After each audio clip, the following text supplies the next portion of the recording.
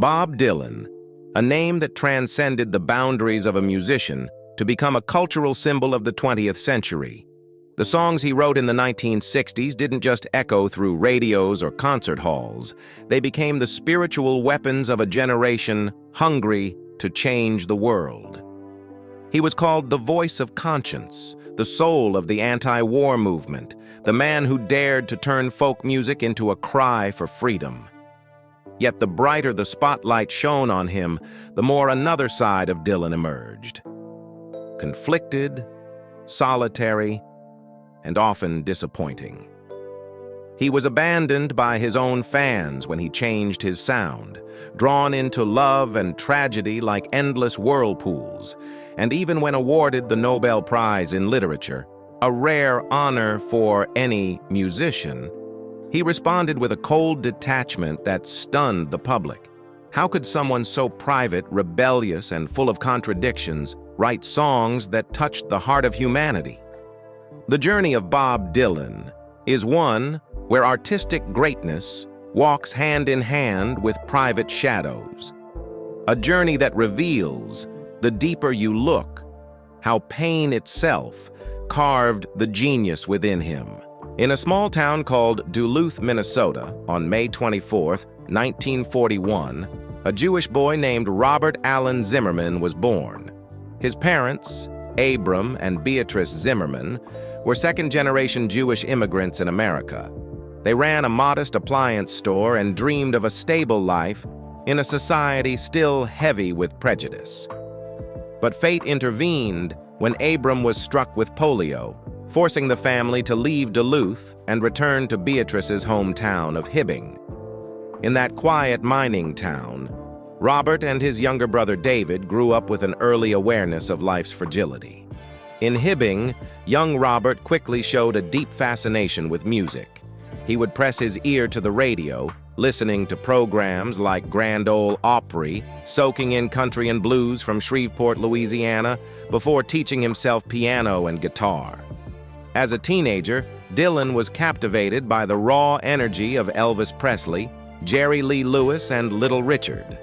He didn't just listen, he performed, playing piano at school dances and turning music into his personal escape from the monotony of small-town life. But passion wasn't enough. Robert turned it into action. During his high school years, he formed several bands, most notably the Golden Chords, who played fiery rock and roll covers. At one school talent show, their performance of Rock and Roll Is Here to Stay was so loud that organizers had to cut the microphone. In the 1959 yearbook, next to Robert Zimmerman's name, was a short but telling note: to join Little Richard. Around this time, Robert experimented with stage names. At one point, he wanted to call himself Robert Allen, later settling on the peculiar Elston Gun, under which he briefly performed with singer Bobby V, playing piano and adding rhythm support. Though fleeting, these experiences opened a door for him. Music wasn't just a hobby, it might be destiny. After graduating from Hibbing High in 1959, Robert enrolled at the University of Minnesota in Minneapolis. It was there that the small-town boy discovered folk and country music, drawing inspiration from artists like Lead Belly and, above all, Woody Guthrie, whom Dylan would later call his spiritual mentor. Guthrie wasn't just a musician, he was a poet and storyteller who gave voice to pain and resistance. His music planted a seed in Zimmerman. He didn't just want to be a rock star, he wanted to be a storyteller through song. Robert began performing at local coffee houses under the name Bob Dylan, an early version of the name that would one day change music history. By 1960, he dropped out of college, and in January 1961, he left Minneapolis for New York City, driven by a burning desire to meet Woody Guthrie, then hospitalized, and to join the artistic community of Greenwich Village. It was there that Robert completed his transformation. He abandoned his birth name and became Bob Dylan. Contrary to the enduring myth that his new name was inspired by poet Dylan Thomas, whom Dylan openly admitted he didn't care for, it's more likely he drew it from the main character of the hit Western TV series Gunsmoke. In August 1962, Robert Allen Zimmerman legally changed his name to Bob Dylan, closing the chapter of Hibbing and stepping into the life of a legend. From that moment on, Bob Dylan no longer dreamed of merely becoming a rock star. He carried within him a greater ambition, to be the voice of an era, fusing the fire of rock and roll with the soul of folk music, turning songs into spiritual weapons. And from there, a new chapter in the story of Bob Dylan began, one that would shake not only the foundations of music, but the very core of American popular culture. That's the truth of it. But Robert, now calling himself Bob Dylan, didn't just write songs. He began rewriting his own childhood. In one of his earliest interviews with Cynthia Gooding, Dylan boldly claimed that at 13, he had run away from home to join a traveling circus, working odd jobs, from cleaning to running carnival rides, even standing on the main rail of the Ferris wheel. He said, "I was with that carnival for 6 years. I did just about everything." The image of a lonely boy wandering through a world of misfits quickly spread, and the public came to believe Dylan had emerged from a rough, rejected youth. Of course, that childhood never existed. Bob Dylan grew up in a perfectly ordinary small-town family.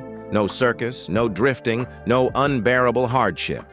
Yet that very contradiction reveals something essential about the artist himself, a longing to rewrite his own life as a ballad, where fact and fiction blur to create myth. "All the truth in the world adds up to one big lie," Dylan once said, a line that reads like a manifesto for his artistic way of life.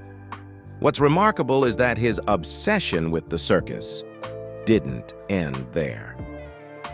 Decades later, during the chaotic Rolling Thunder Revue tour, Dylan turned it into a literal traveling circus, a surreal caravan where some of the greatest folk and rock musicians performed together in an atmosphere that was both chaotic and dreamlike.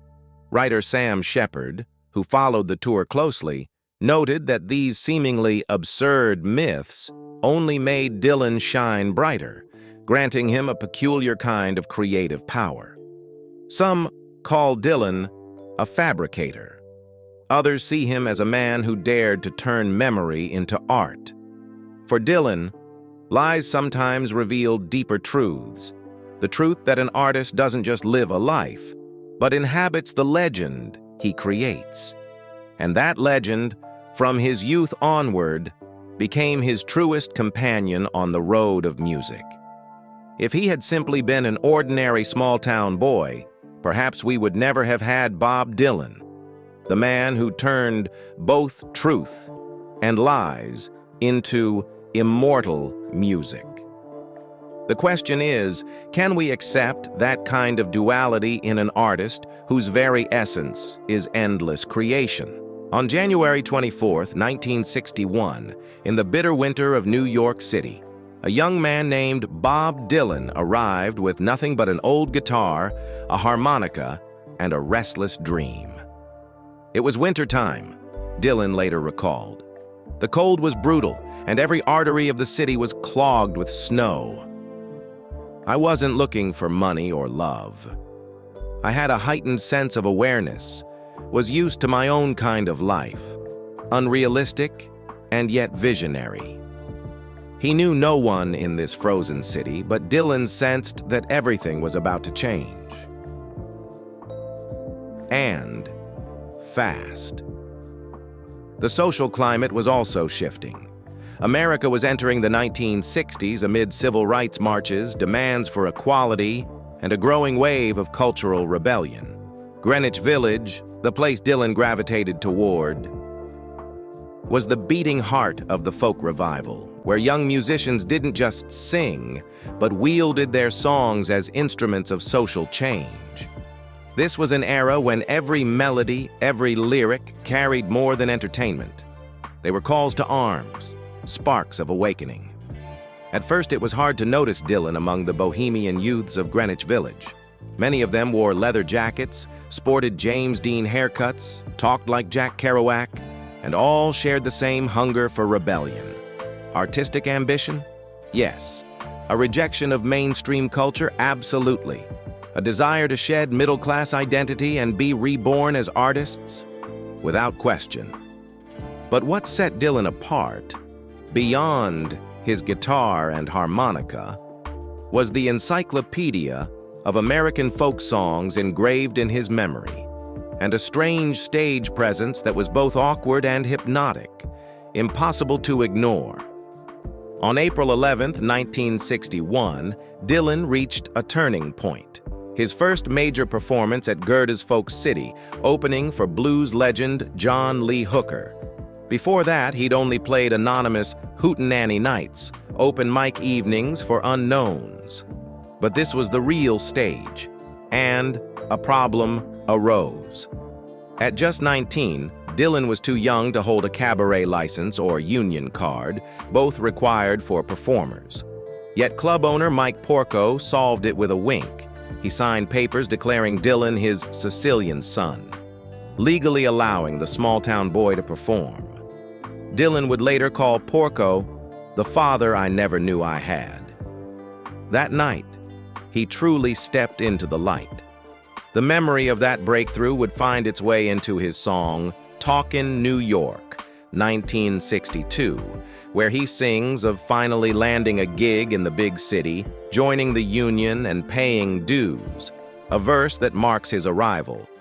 At the time, Gerda's was the cathedral of American folk. Anyone who hoped to be known nationwide had to pass through its stage at least once. Dylan got his chance, thanks to a mix of talent, luck, and youthful defiance. But New York wasn't just about the stage. Dylan made the pilgrimage to a hospital in New Jersey to visit his idol Woody Guthrie, who was battling Huntington's disease. To Dylan, Guthrie was more than a musician. He was a spiritual beacon. Meanwhile, Dylan befriended key village figures like Dave Van Ronk and ramblin' Jack Elliott, who became rivals, mentors, and companions all at once. Through this network, Dylan evolved from an outsider into an indispensable part of the folk scene. In September 1961, a glowing review by critic Robert Shelton in the New York Times lifted Dylan out of the coffeehouse circuit and into national attention. Shelton described the 20-year-old as a distinctive talent with a rare potential. The praise reached the desk of legendary Columbia Records producer John Hammond. Early in 1962, Hammond signed Dylan despite industry skepticism, so much so that colleagues at Columbia nicknamed him Hammond's Folly. A year later, the debut album Bob Dylan was released. The first step on a road that would redefine modern music. His relationship with Joan Baez, the brightest star of the folk movement, further accelerated his rise. Baez brought him on stage, introducing his songs to a wider audience. But Dylan was never content to remain in anyone's shadow. He soon broke through on his own, with writing that was fierce, defiant, and hauntingly original. From Gerda's Folk City to Columbia Records in barely a year, Dylan had turned a winter's wander through New York into the beginning of a legend. In 1962, Bob Dylan released his self-titled debut album. It didn't make a major splash, but one song, Song to Woody, carried a clear imprint of his hero and spiritual guide, Woody Guthrie. Just a year later, Dylan stepped out from his mentor's shadow with the freewheelin' Bob Dylan, 1963. This was not merely an album. It was a declaration of identity from a young artist staking his place in history. Among its tracks, Blowin' in the Wind was written in just a few minutes at a cafe in Greenwich Village, borrowing its melody from an old spiritual hymn. Its seemingly innocent questions, how many roads must a man walk down, struck directly at the heart of America's turbulent early 1960s: racism, war, and the yearning for freedom. When Peter, Paul, and Mary performed the song at the 1963 March on Washington, just before Martin Luther King Jr. delivered his "I Have a Dream" speech, it became the unofficial anthem of the civil rights movement. At the same time, A Hard Rain's "A Gonna Fall" emerged as a prophetic ballad, written during the Cuban Missile Crisis. Many thought the hard rain symbolized nuclear fallout, but Dylan insisted it represented every catastrophe threatening to fall all at once. Written in the traditional call-and-response style, the song unfolds through the blue-eyed sun, recounting surreal and harrowing images of war, greed, and injustice. Joan Baez later remembered Dylan writing it with an almost desperate urgency, as if he feared that if he didn't speak then, he might never have the chance again. From these songs onward, the public began calling him the voice of a generation. Dylan always denied the title, but the truth was undeniable. His simple yet searing words transcended music itself, becoming spiritual ammunition for protests, sermons, and marches across a restless America. Dylan soon proved he was more than a chronicler of his times. The Times They Are A-Changin', 1964, rang out as an unmistakable anthem of change, warning a generation that transformation was inevitable.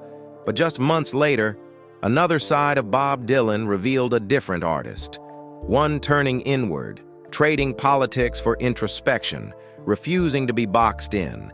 That shift set the stage for his next revolution. In 1965, Dylan released Bringing It All Back Home, an album that fused folk with electric rock and ignited a musical upheaval. 6 weeks before the Newport Folk Festival, he had recorded Like a Rolling Stone, but the single wasn't released until 5 days before the event, leaving audiences unprepared for what was coming. Just a year earlier at Newport 1964, Ronnie Gilbert of the Weavers had introduced him warmly. And here he is. Take him. He's yours. Yet as Dylan later wrote in Chronicles, it wasn't until the following year that he understood what it meant to be possessed by the folk crowd. And at Newport 1965, he made one thing clear. He didn't belong to anyone. On the night of July 25, 1965, Dylan walked onto the stage dressed entirely in black, jeans, boots, and a leather jacket, holding a Fender Stratocaster instead of his familiar acoustic guitar. Behind him stood Al Cooper on organ and members of the Paul Butterfield Blues Band. The moment the sharp guitar riff of Maggie's Farm cut through the air, the crowd stirred, then erupted in boos. Some witnesses claimed the poor sound mix was to blame. Dylan's voice drowned beneath the electric roar. But most felt something deeper: betrayal. The audience had come expecting the wandering troubadour of the civil rights movement, but were met instead with an electric rocker. The New York Times described the uproar as a storm of rage from folk purists who viewed the performance as the worst kind of heresy. Rumors soon spread that Pete Seeger had been so furious he tried to cut the power cables with an axe, though he later denied it, saying he was only frustrated by the terrible sound quality. Undeterred, Dylan pressed on, hurling the chorus of "Like a Rolling Stone. How does it feel?" like a slap across the divided crowd. But after just 3 songs, he walked off. The shouting grew louder than ever. Anger mixed with heartbreak that their idol had barely performed.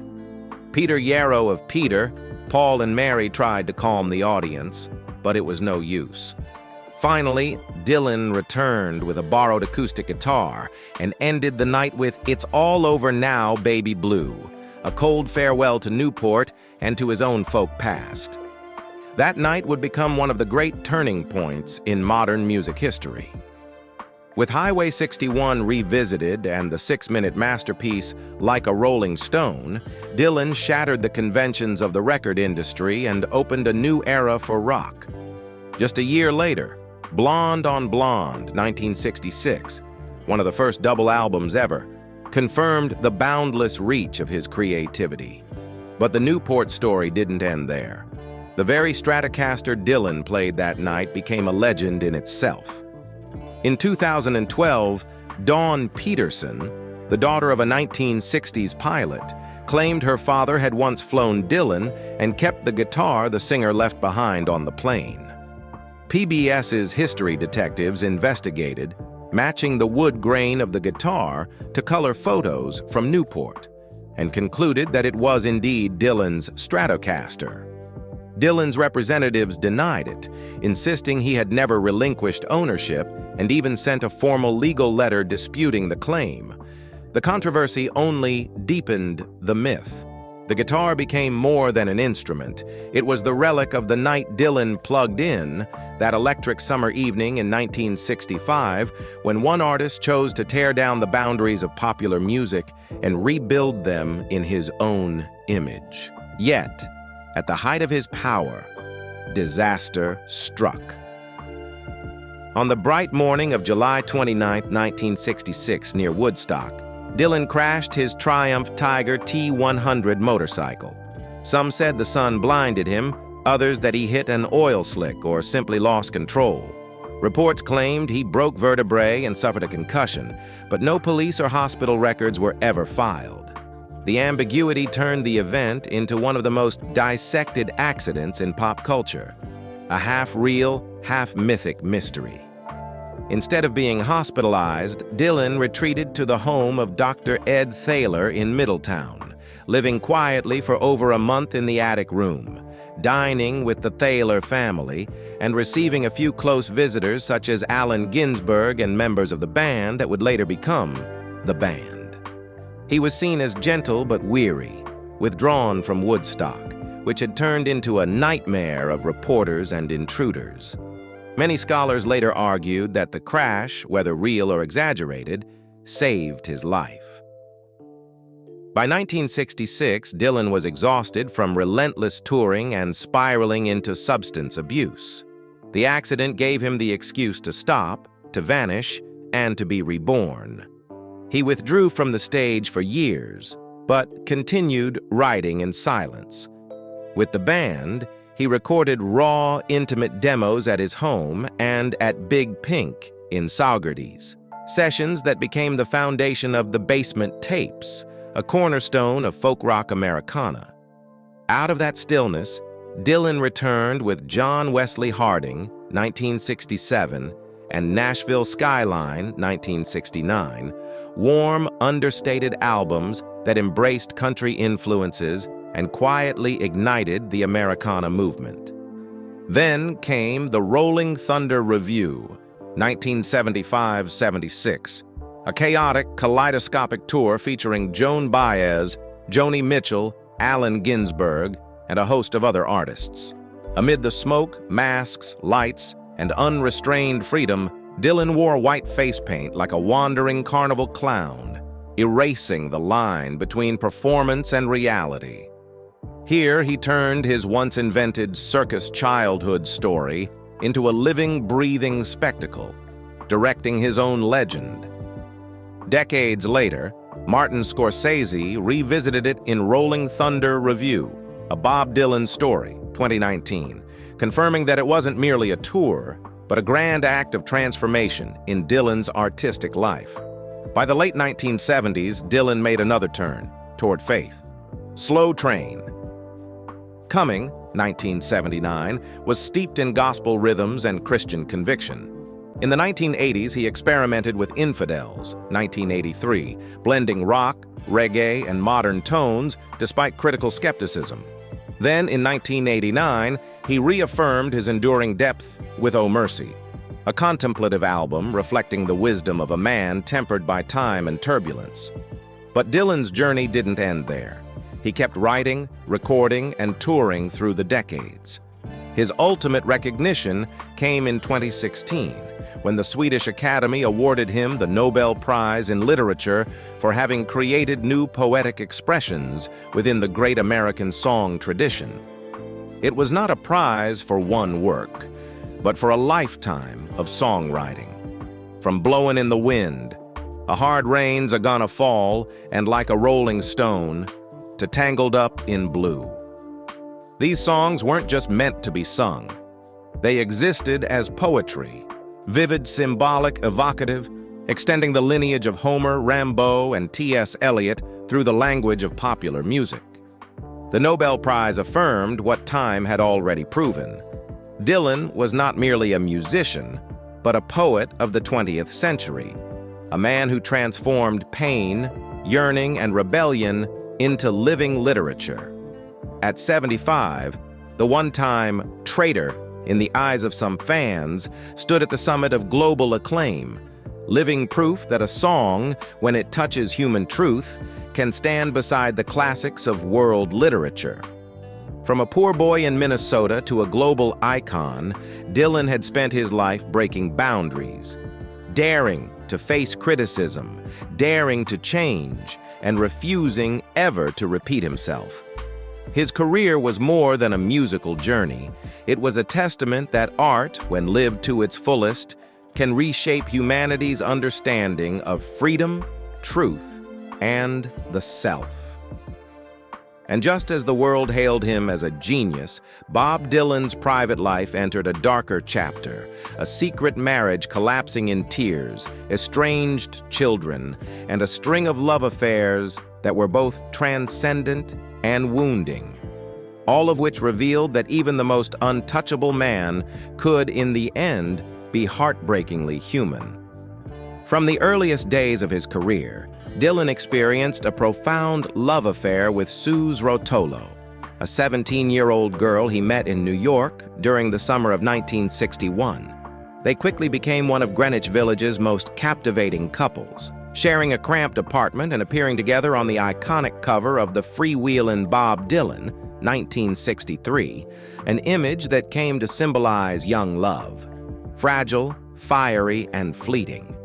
Dylan later admitted that the first time he saw Suze, he felt as though Cupid's arrow had struck straight through my heart.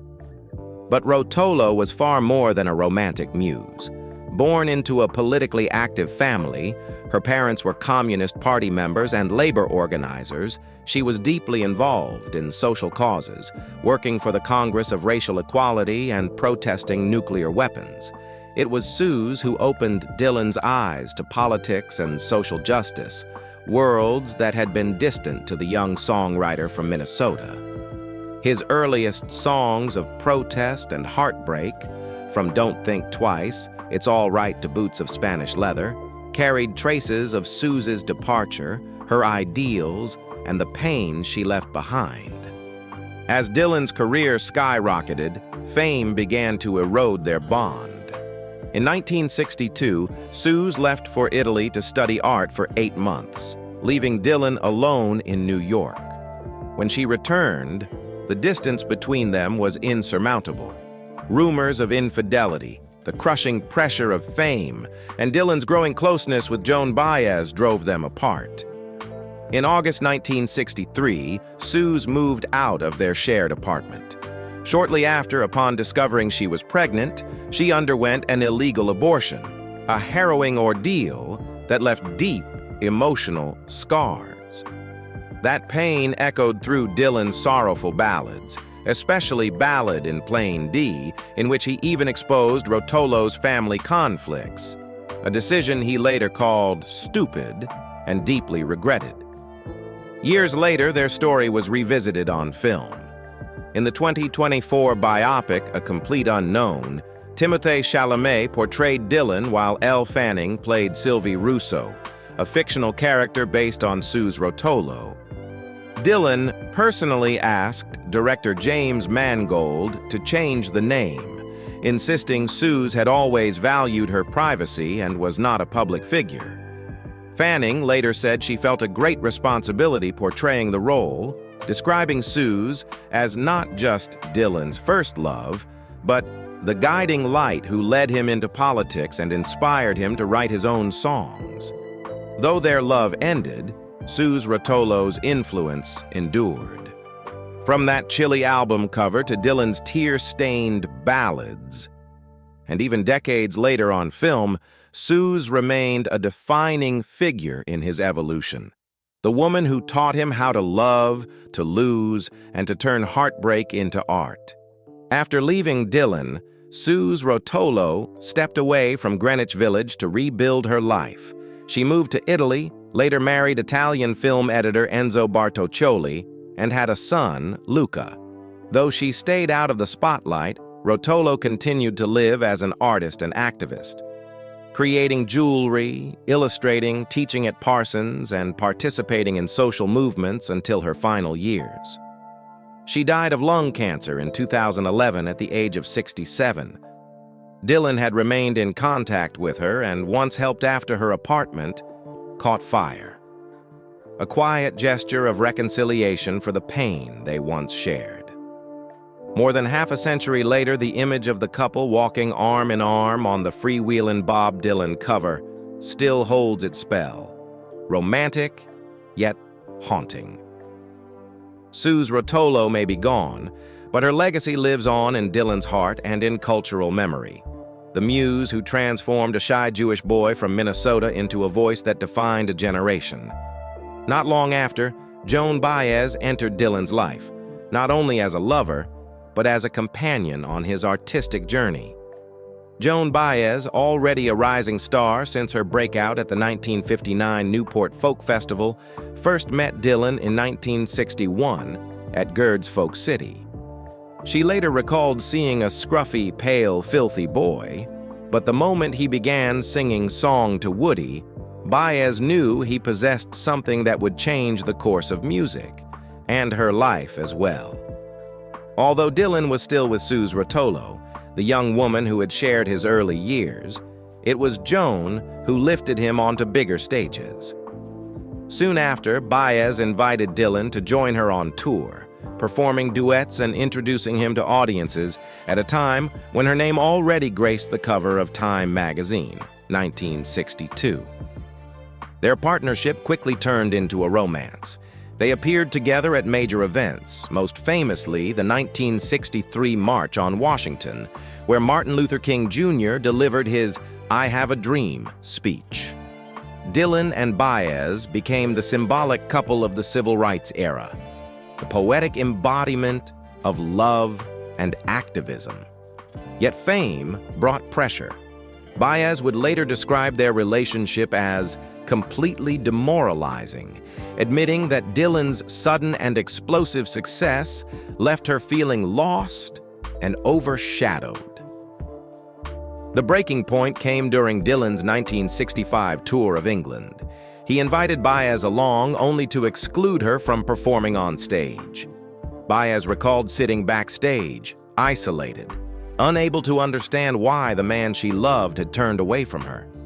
Dylan, for his part, felt that Baez's pure folk image no longer fit his new electric direction after Newport 1965. The emotional rift ended their relationship mid-tour, and tragedy deepened just months later in November 1965 when Dylan secretly married Sara Lownds, leaving Baez heartbroken and alone. Decades later, she reflected, "We were in our 20s. We were foolish. And you can't keep blaming someone forever." After their breakup, music became the language through which they continued to speak. Baez wrote to Bobby, 1972, calling on Dylan to return to his protest roots, and later Diamonds and Rust, 1975, a haunting ballad revisiting their love and heartbreak. Dylan loved the song so much that he invited Baez to join his Rolling Thunder Revue, 1975-76, and they would share the stage again at the Peace Sunday concert in 1982. Though their romance had ended, its echoes remained in Dylan's songs. Many believe Blood on the Tracks, 1975, his most emotionally charged album, drew not only from his troubled marriage to Sara Lownds, but also from his memories of Joan Baez.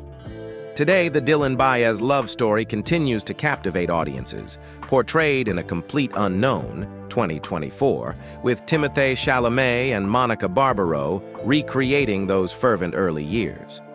Their time together was brief, only a few fleeting years, yet their union and heartbreak helped shape their art and left behind one of the most beautiful and tragic love stories in American music history. In the early 1960s, after his complicated relationship with Joan Baez, Dylan met Sara Lownds, the woman who would become his wife and one of the greatest muses of his career. Sara Lownds, born Shirley Marlin Nosniski on October 25, 1939, in Wilmington, Delaware, came from a family of Jewish immigrants. Before her life became intertwined with Dylan's, she had already endured her share of upheaval. She was first married to Hans Lownds, a fashion photographer, with whom she had a daughter named Maria. The marriage eventually ended, and following the divorce, Sara moved to New York, starting over as a model. Interestingly, Sara was not her birth name. She was born Shirley Marlin Nosniski, but Hans Lownds disliked it and persuaded her to change it to Sara Lownds. The new name would not only become her public identity, but later an immortal symbol in Bob Dylan's music, the name that would echo through some of his most intimate and poetic love songs. Sara and Dylan's relationship deepened quickly. In November 1965, they were married in a private ceremony and went on to have 4 children together: Jesse, Anna, Samuel, and Jacob Dylan, who would later find fame as the frontman of the band The Wallflowers. To Dylan, Sara was not just a partner, but the greatest muse of his life. Many believe she inspired his timeless love songs, from Sad-Eyed Lady of the Lowlands on Blonde to Sara on Desire, 1976, where he lovingly recalls their seaside trips and the tender domestic joy of family life. Yet behind the passion lay cracks in the foundation. Sara was private and yearned for stability, while Dylan was consumed by fame, relentless touring, and the pressures of creation. His career, and the temptations that came with it, strained the marriage. By the mid-1970s, when Dylan released Blood on the Tracks, 1975, often regarded as his divorce diary, with songs like Idiot Wind and You're a Big Girl Now, the public could sense that the marriage was collapsing. Sara, from Desire, was seen as a desperate plea for reconciliation, but it came too late. In 1977, after 12 years together, Dylan and Sara officially divorced. For him, it was more than the end of a marriage. It was the loss of the greatest creative force he had ever known. After his 1977 divorce from Sara Dylan, Bob Dylan entered another complex chapter of his romantic life. A long, turbulent relationship with Ruth Tirangil that lasted nearly 2 decades, from 1974 to 1993. Before meeting Dylan, Ruth was an educated, independent woman with a promising future, but she chose to step back, giving up many of her own ambitions to stand behind and support him. After their separation, Tirangil sued Dylan, claiming she had devoted her entire life to Dylan's needs, desires, and happiness, managing his personal affairs, assisting his career, and even contributing to songwriting. She alleged that Dylan had promised to share his assets with her in the event of a separation or his death, and she sought $5 million in damages, monthly support payments, and half of his as-yet undefined fortune. Although the songs she claimed to have co-written were never released, the lawsuit caused a sensation, becoming one of the most publicized legal and romantic scandals of Dylan's life before it was eventually settled out of court. The press seized on the story immediately. From New York to Los Angeles, headlines screamed about the mysterious woman who had stood beside Dylan for nearly 20 years and was now demanding justice. Many commentators saw it as proof that even an icon like Dylan could not escape the ordinary entanglements of love and money. Dylan himself remained mostly silent. denying most of the allegations, avoiding public arguments, and continuing to tour as if the turmoil were nothing more than background noise. His silence only deepened public fascination and frustration, turning the lawsuit into a rare public crack in the wall of secrecy surrounding Bob Dylan's private life. But Dylan's romantic history extended far beyond his long-term relationships. In the early 1960s, he had a brief but meaningful connection with gospel and R&B legend Mavis Staples. They met at a folk festival during the height of the civil rights movement. Dylan reportedly proposed to her, but she declined, a decision Staples later admitted she regretted. Their mutual respect and artistic bond endured for decades, leaving behind a tender, unfinished chapter in Dylan's emotional story. Fans were even more surprised to learn that in 1986, Dylan quietly married Carolyn Dennis, a backing vocalist who had performed with him throughout the 1980s. That same year, the couple welcomed their daughter, Desiree Gabrielle Dennis Dylan, born on January 31st. Yet the marriage ended quietly in 1992 with no public announcement. In fact, neither Dylan nor Dennis revealed their marriage or child to the world. And it wasn't until 2001, nearly 2 decades later, that the truth came to light. The revelation stunned fans and added yet another layer of mystery to Dylan's already enigmatic persona. The twists and turns of Dylan's personal life, from youthful innocence to passionate, tumultuous love affairs and his complicated marriage with Sara Lownds, left deep imprints on his music. His songs became intimate chronicles of love, pain, and loss, reflections of the emotional storms he lived through. These relationships, though often fraught with heartbreak, fueled his most timeless works and helped shape a legacy that continues to move and inspire generations. Through it all, Dylan, with his sensitive heart and restless creativity, turned private sorrow into an enduring musical testament to the human condition. His words have sometimes caused more uproar than his actions. In a 2012 interview with Rolling Stone, Dylan drew controversy by comparing the plight of Black Americans to that of Jews under Nazi rule, a remark widely criticized as insensitive. The backlash was swift and fierce across social media and cultural forums. Yet, as always, Dylan seemed undeterred. His remarks, however divisive, revealed one truth. He has never been afraid to voice his thoughts, regardless of consequence. Even Dylan's silence has spoken volumes. When he was awarded the Nobel Prize in Literature in 2016, the first musician ever to receive it, he made headlines not only for the achievement itself, but for his reaction to it. After the Nobel Committee's announcement on October 13, 2016, Dylan remained silent for over 2 weeks, offering no comment. The world grew restless, wondering whether he would even accept the honor. When he finally broke his silence, Dylan called the Nobel an incredible honor. Yet he reignited debate by skipping the award ceremony in Stockholm on December 10, 2016. Instead, he sent a speech that was read on his behalf by U.S. Ambassador to Sweden, Azita Raji. In that speech, Dylan expressed his astonishment at finding his name alongside literary giants like Hemingway and Camus, and conveyed deep gratitude for the recognition. According to Nobel rules, recipients must deliver a lecture within 6 months to receive the nearly $900,000 prize.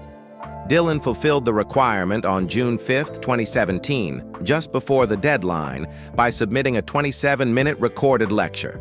In it, he reflected on the literary works that had shaped his artistry, from Herman Melville's Moby Dick to Homer's The Odyssey. His thoughtful, poetic delivery helped ease some of the earlier criticism. Even so, reactions remained divided. Some saw his behavior as disrespectful toward the Nobel Committee, while others viewed it as quintessential Dylan, rejecting ceremony, preserving freedom and redefining what it means to be an artist. For Dylan, the Nobel wasn't merely a recognition. It was another act of rebellion, proof that he continued to rewrite the rules even when standing atop the highest stage of literary prestige. When announcing the award, Sara, the permanent secretary of the Swedish Academy, called Dylan a great poet in the English-speaking tradition, comparing his lyrics to the poetry of ancient Greece. In the end, these controversies, from biting interviews to cultural storms, have only reinforced Dylan's image as a figure of unwavering independence. Whether condemned or celebrated, he remains the embodiment of creative defiance and authenticity. Bob Dylan didn't just make music history. He carved his mark into the fabric of modern thought and culture itself. Bob Dylan is not merely a musician, he is a cultural icon who changed the way the world perceives music and art itself. From Blowin' in the Wind to Like a Rolling Stone, his songs didn't just usher in a new era of sound. They became manifestos of a generation. Blowin' in the Wind, with its deceptively simple yet piercing questions, ignited a hunger for justice, serving as the anthem of the civil rights movement and inspiring millions to take to the streets for freedom. Meanwhile, Like a Rolling Stone, a 6-minute epic that shattered every rule of pop music, redefined what a rock song could be, transforming Dylan into the voice that defied every mold. His ultimate recognition came in 2016, when the Swedish Academy awarded him the Nobel Prize in Literature for having created new poetic expressions within the great American song tradition. That moment was more than a musician's triumph. It was a declaration that song lyrics could rightfully stand within the halls of literature. Dylan blurred the line between music and poetry, between the popular and the academic, forcing the world to reconsider what literature and art truly meant. Even his absence from the award ceremony became a statement in itself, an affirmation of his unyielding independence in creativity. Dylan's influence reaches far beyond social movements. From Bruce Springsteen and Neil Young to Adele and Ed Sheeran, generations of artists have acknowledged his imprint in how they write, how they sing, and how they see the world. Even when it seemed his prime had passed, Dylan astonished audiences again with Time Out of Mind, 1997, and Rough and Rowdy Ways, 2020, proving that his creative fire has never dimmed. His legacy is more than a collection of timeless songs. It is a spirit, the courage to break boundaries, to reinvent, and to walk alone. Dylan leaves behind not just music, but a flame, one that continues to inspire artists and dreamers to believe that art, when it speaks truth, can indeed change the world. At 84, Bob Dylan continues to prove that he is an artist who never stops moving. In 2024, he carried on with his Rough and Rowdy Ways worldwide tour, bringing his music to major stages across Europe, from the Czech Republic, Germany, France, Luxembourg, and Belgium to England and Scotland. His 3 consecutive sold-out nights at London's Royal Albert Hall in November 2024 left a deep impression on audiences. Despite his age, Dylan keeps reinventing his songs at every performance, showing remarkable flexibility, ceaseless creativity, and an enduring ability to connect with his fans on an intimate level. Beyond music, Dylan has expanded his influence into broader cultural realms. In January 2025, the Country Music Hall of Fame and Museum in Nashville will host an exhibition and auction titled Honoring Bob Dylan, featuring rare artifacts from his career, from archival materials collected by journalist Al Aronowitz to collaborative works with producer T-Bone Burnett. These events not only celebrate Dylan's artistic contributions, but also reaffirm his irreplaceable status as a cultural icon. The upcoming biographical film, A Complete Unknown, starring Timothée Chalamet as Dylan, has also drawn significant public and critical attention. The film retraces Dylan's turbulent rise to fame, capturing the emotional and creative complexity of his life during the 1960s and 1970s, a time when he fought to find his own voice while navigating the pressures of fame and personal relationships. And as 2025 unfolds, Dylan shows no sign of slowing down. He continues to write, select new material to perform, and maintain his fiercely independent spirit, untouched by trends or expectations. At 84, Bob Dylan remains the embodiment of vitality and endurance, a living legend whose life is not just a collection of great songs, but a testament to resilience, passion, and an undying love for art that transcends time. Bob Dylan, a phenomenon unlike any other. For more than 6 decades, he has been a poet, a rebel, and a mirror reflecting the soul of his time. Imperfect, full of contradictions, yet it is precisely this complexity that has made him immortal. Dylan leaves us not only with songs, but with a reminder. Art endures only when it dares to be different, dares to confront the truth, and dares to touch the human heart. And you, when you listen to Bob Dylan today, do you see a defiant genius, or simply a man forever searching for freedom? Share your thoughts in the comments. And don't forget to like and subscribe as we continue uncovering the extraordinary life stories behind the world's most inspiring legends.